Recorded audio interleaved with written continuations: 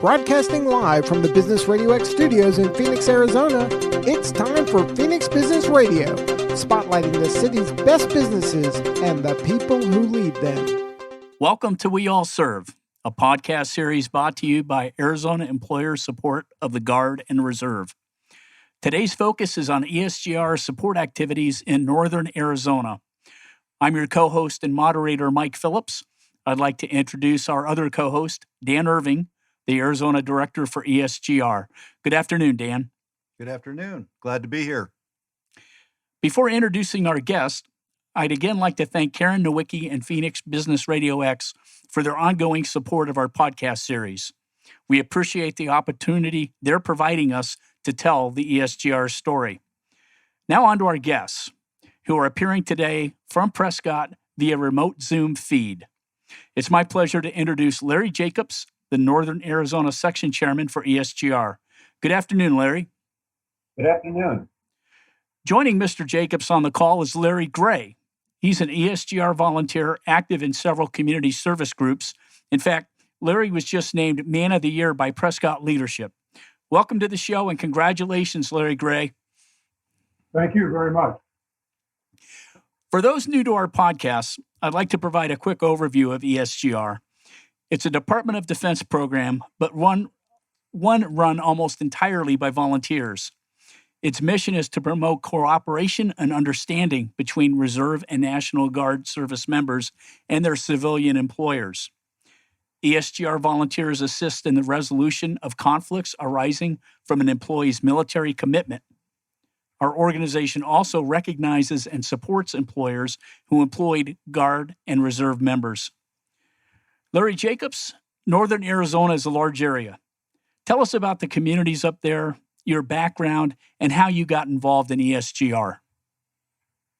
Well, the way I got involved with ESGR is a good friend of mine, Darren Benners, who was a colonel in the Air Force that I was affiliated with here in the Prescott area, told me about it. I did know about it because of my prior service. I did spend 4 years active duty in the military on C-130E type aircraft when I was in the active duty Air Force. That was back by about 1970 through 74. I got out and then joined the Air National Guard on KC-135E, A and E type aircraft down at Goldwater Air National Guard Base. And I had the opportunity while I was a traditional guardsman working for the Phoenix Police Department. I also went out as a crew chief and also was a maintenance supervisor on those types of aircraft for 21 years. So because of my prior military service, I wanted to give something back now that I was retired.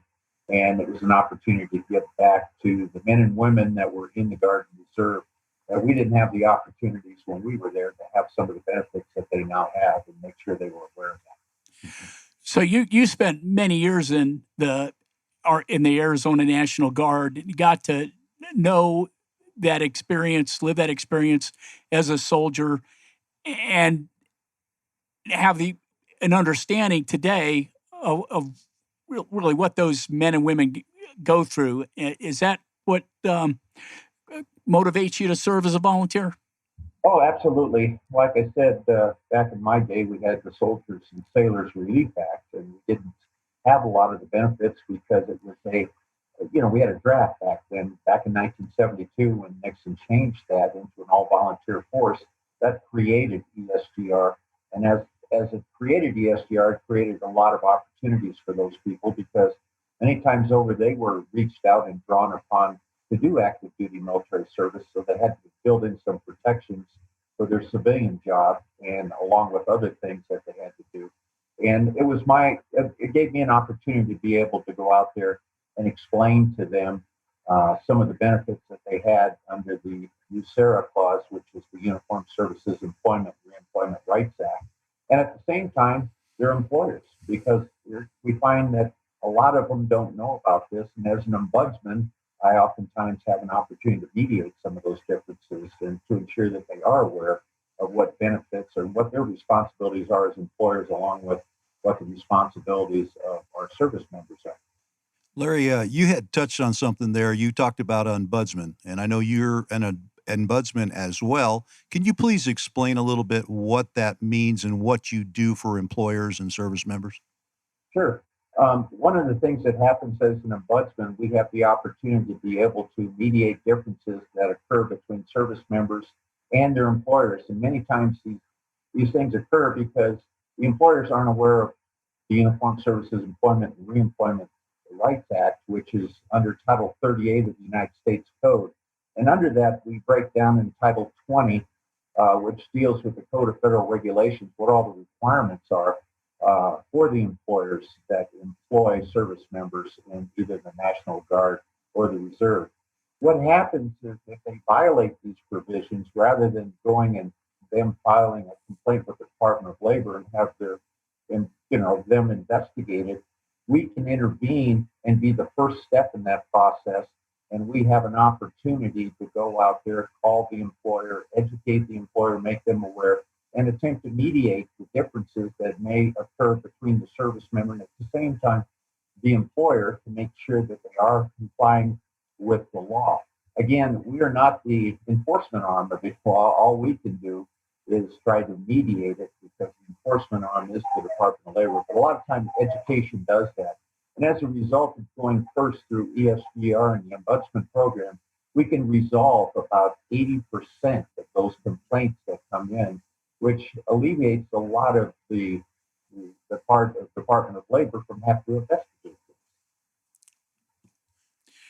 Larry Gray, tell us a little bit about your background and how you became an ESGR volunteer.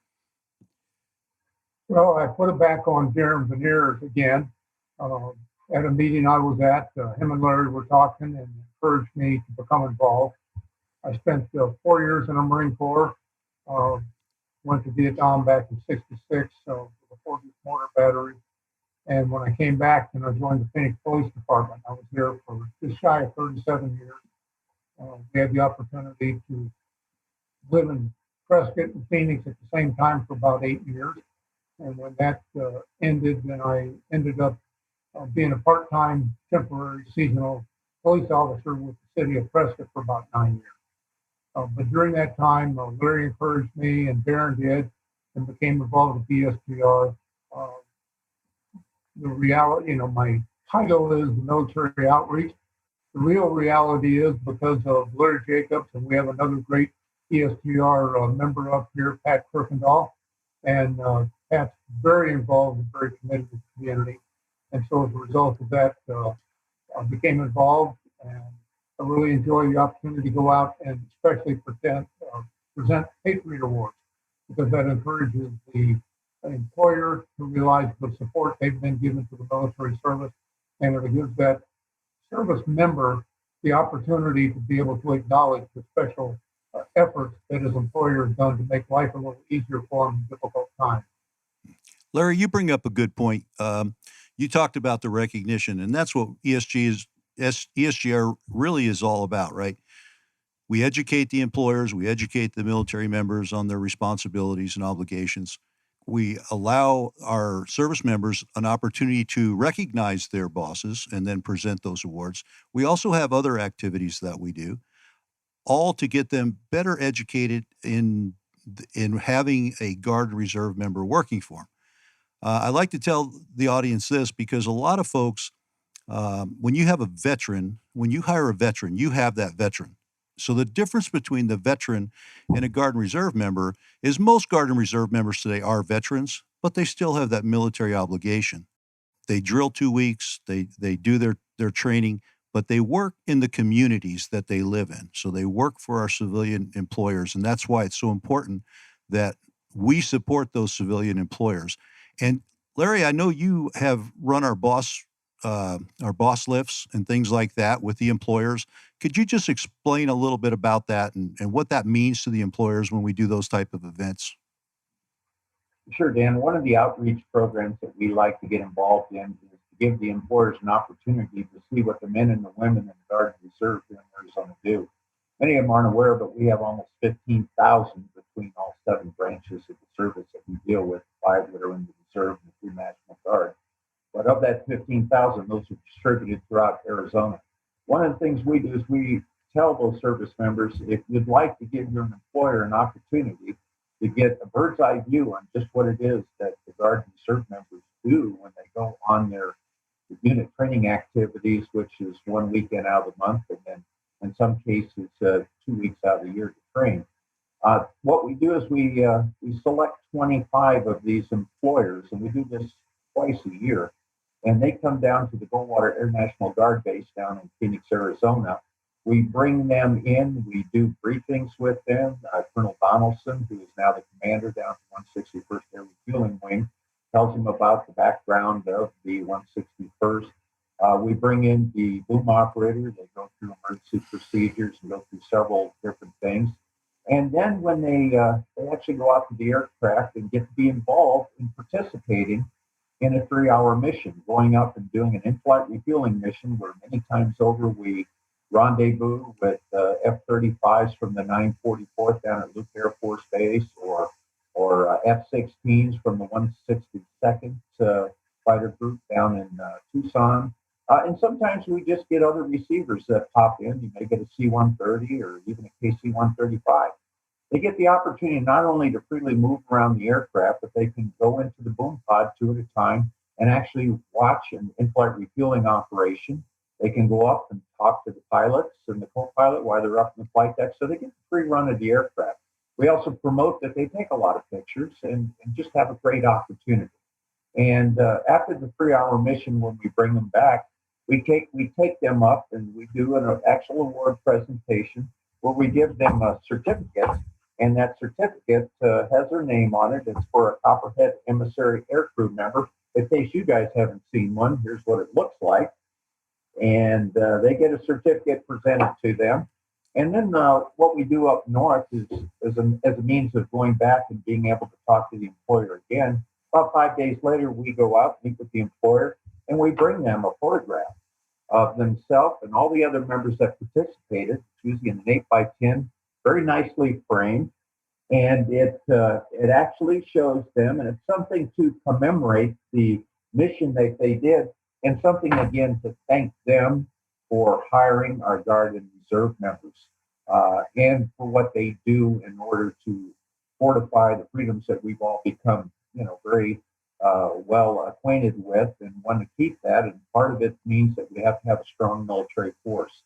A lot of people don't know, but almost 900,000 members of our 1.2 to 1.3 million member active duty force, 900,000 Guard and reservists that come throughout our 50 states and 4 territories.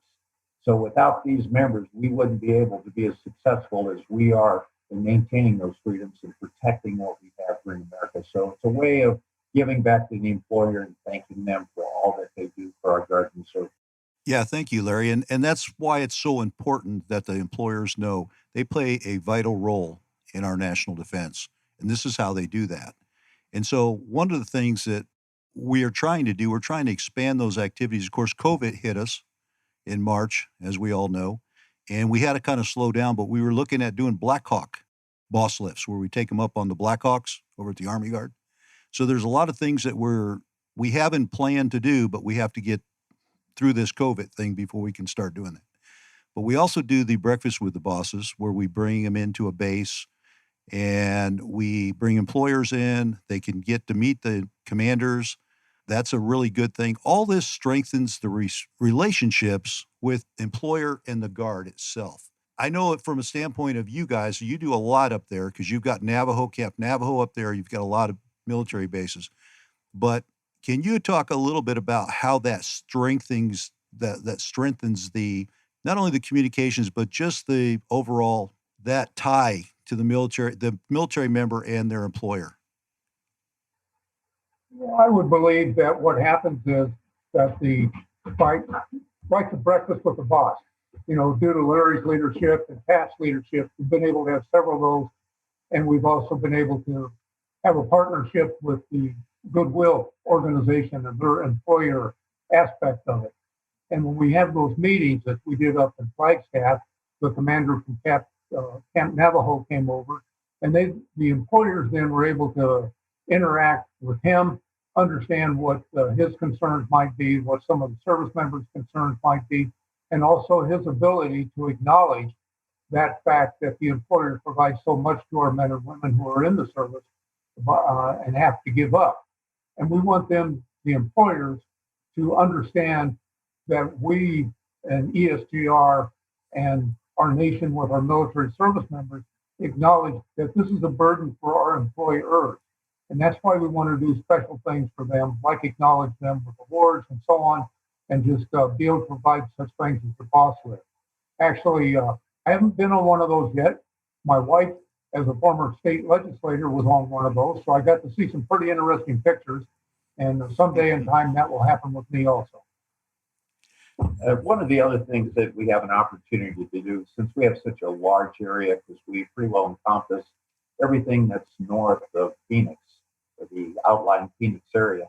So we get around to a lot of communities, a lot of large communities like Prescott Valley, Flagstaff, Kingman, Fort Mojave, Lake Havasu, Show Low, Lakeside, Pine Top. So we've got a lot of traveling to do.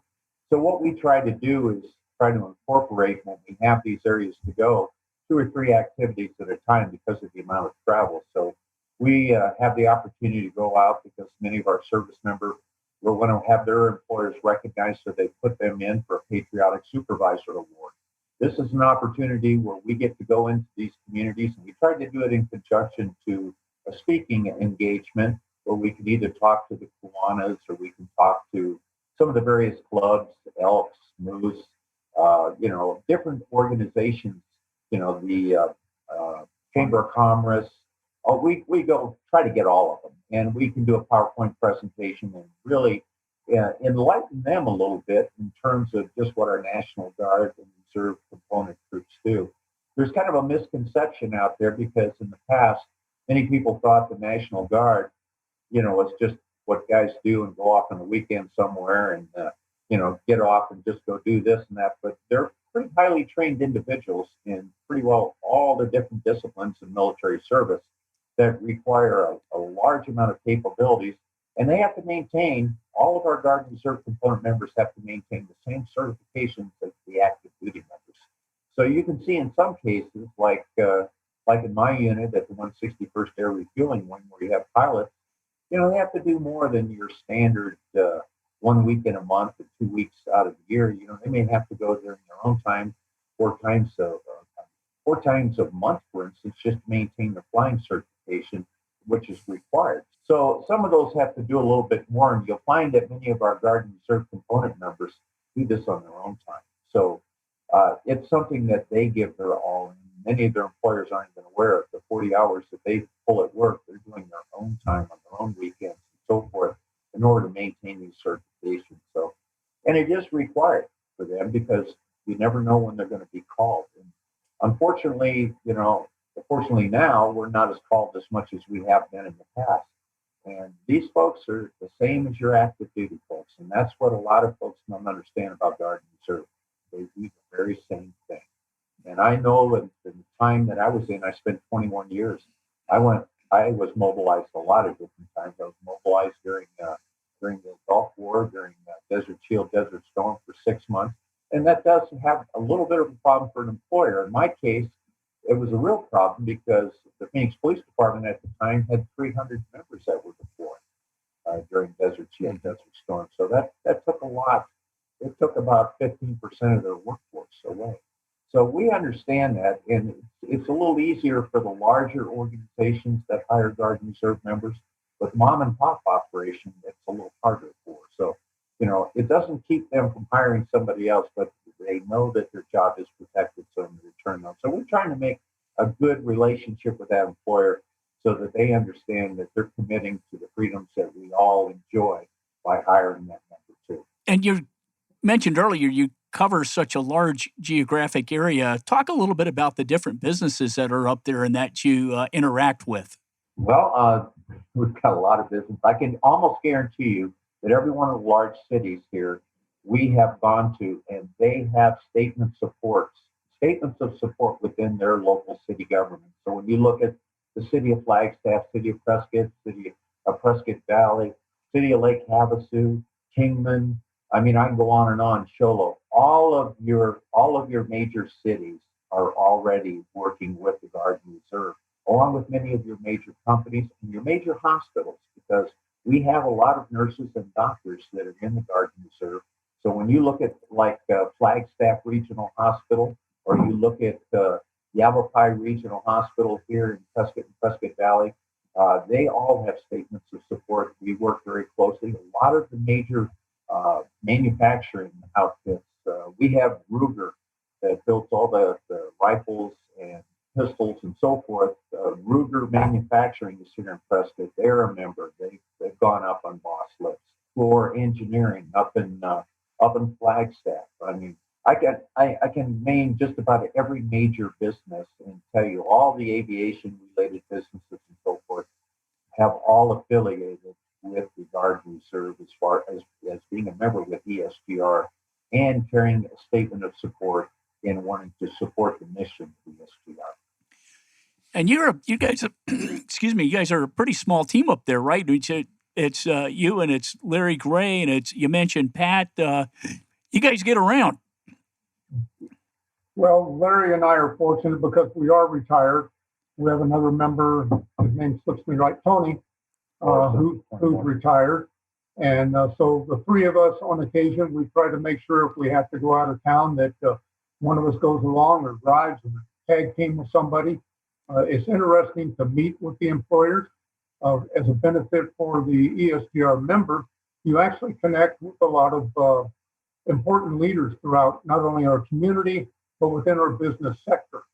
So that brings if you will, a benefit to some degree to the ESGR member of being able to reach out. There are a number of different opportunities. When something in the community, when we see a need in the community, we have a connection with somebody in leadership or somebody that has influence within that community, may have influence in a particular business that may be able to provide additional service to a need that is needed in that community. So all these things kind of tie together. That partnership makes a big difference. Yeah, Larry brings up a good point because what we've done over the years, at least the last 5 or 6 years, is we have partnered with many other organizations. Even though our primary mission, our primary focus is toward the employer support for the Guard and Reserve and the Guard and Reserve component members, we also work with our veterans and we work with the VA hospital. We work with U.S. Vets up here. We work with the Research Center, the Veterans Research Center. So all of these other veteran-related organizations, along with us, work together. We do the stand downs for veterans that maybe need a little help up. We do those in Flagstaff. We do those here in Prescott. So we have made an affiliation with a lot of the other veteran groups and work very closely together with them to help them achieve their goals as well. Right. And I think, Larry, what you guys see there is it's a small community. So you know everybody. And I know you. I know, Larry, I know you. You go into a hardware store. You go into Ace Hardware. You're talking to them about ESGR.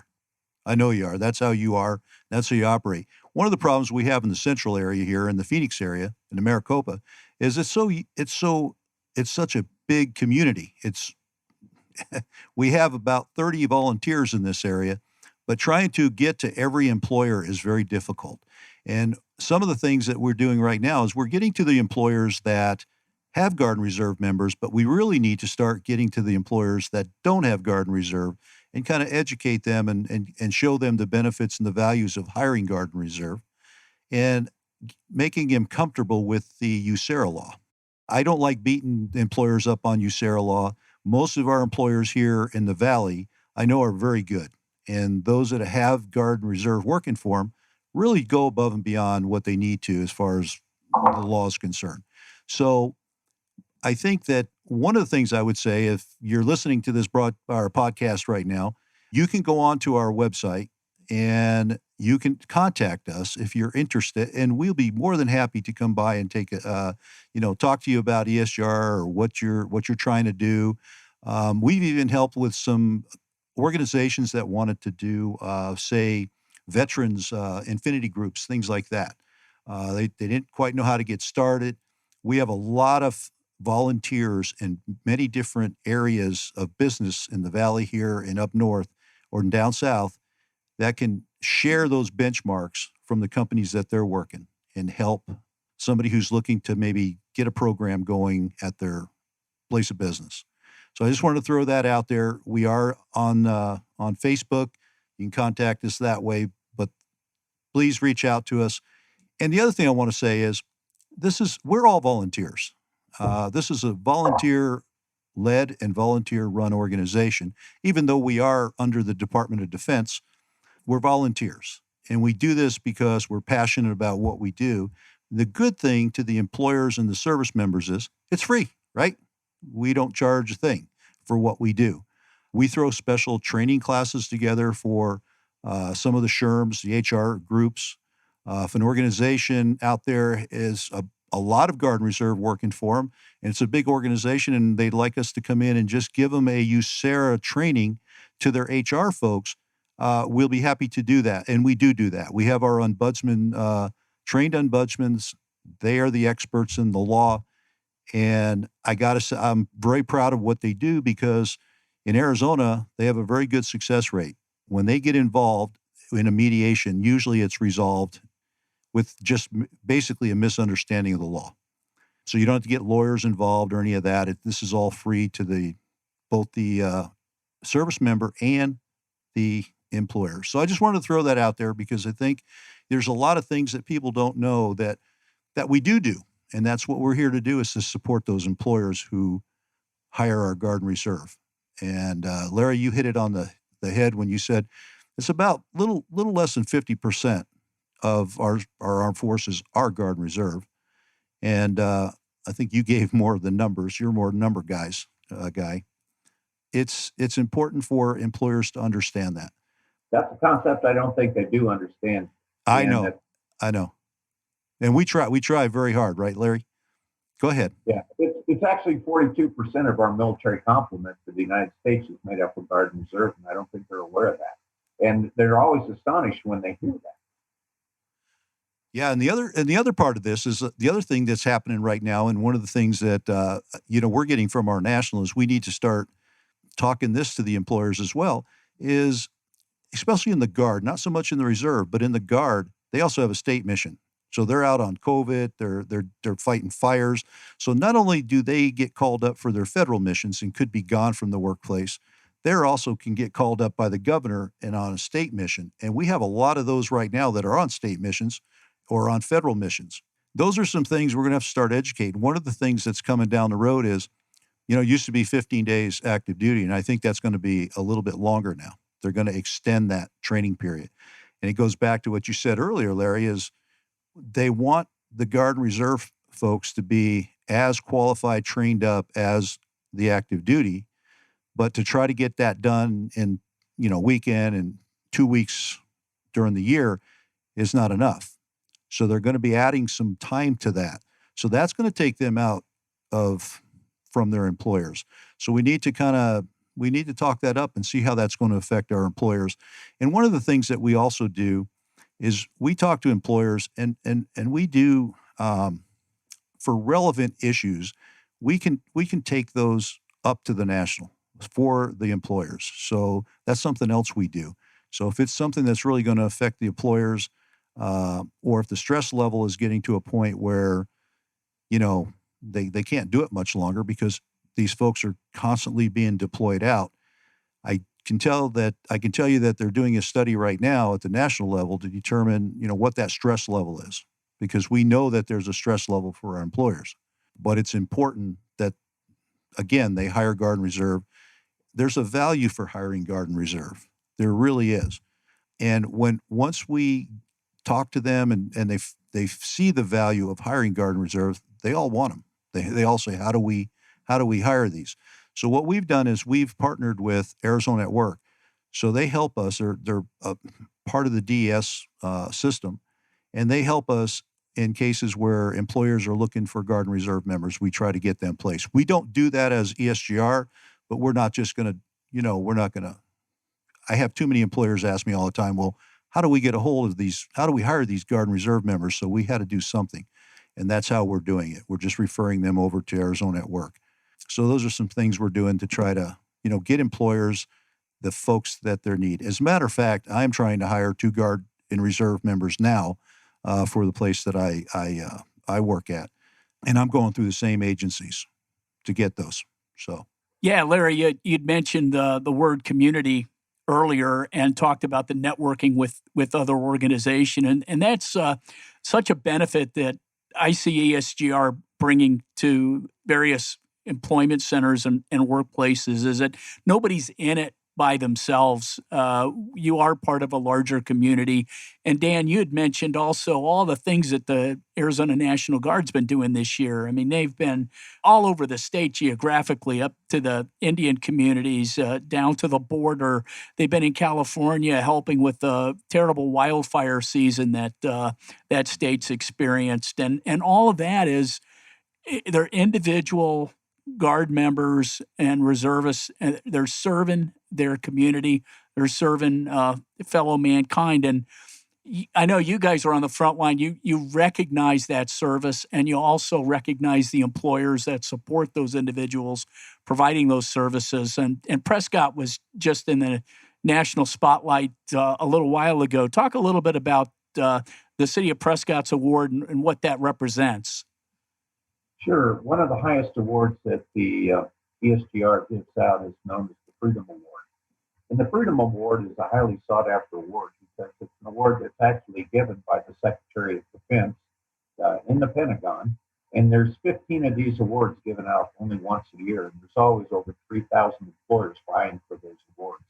But they're broken into 3 different categories, 5 in each category. One are businesses, and I can't recall exactly how it is. It's like small businesses, under 50 employers. And then there's one with businesses that are large. And then there's one, over 50 employees. And then there's one that has businesses that's governmental entities. And this year, again, Arizona has been very good over the years. I think in total now, just since this award came out, I believe it was 1994, we've received somewhere along the lines of 9 or 10 of these awards. One year we got 2. But this year, we had one recipient that did win the Freedom Award here in the city of Prescott. It was the Prescott Fire Department. And Fire Chief Dennis Light over there put together a team with several individuals, and they do things over there that's just phenomenal. They had one of their reservists that was activated for Iraq. And they do all kinds of new things. They had a TV-wide flag up at the fire station. Of course, there were several benefits that they also extend to their employees, their Guard and Reserve members, that go above and beyond what they're expected to do under DSERA. But these are, again, these are very prestigious awards. And to get one of these awards is saying that you're doing the right things when it comes to supporting your military members. I think we've all been involved in the Patriot Award ceremonies or some of the other recognition that ESGR provides. And it's so rewarding to see the emotion that comes out at those ceremonies. These awards really have meaning. The employers love to get the recognition, and the Guard and Reserve members love to put their employer and their supervisors in the spotlight and basically just say, thank you. Share with us some of the stories that you have in your experience with the businesses up there and presenting some of these awards. I know you guys have done a lot of them. Larry Gray, does anything come to mind? Well, I was impressed with a public works reservist that's up in Flagstaff. He'd done time in the Marine Corps, and now he's an Army reservist. And his ability and using the skills that he learned in the service, he's been able to get a number of different promotions.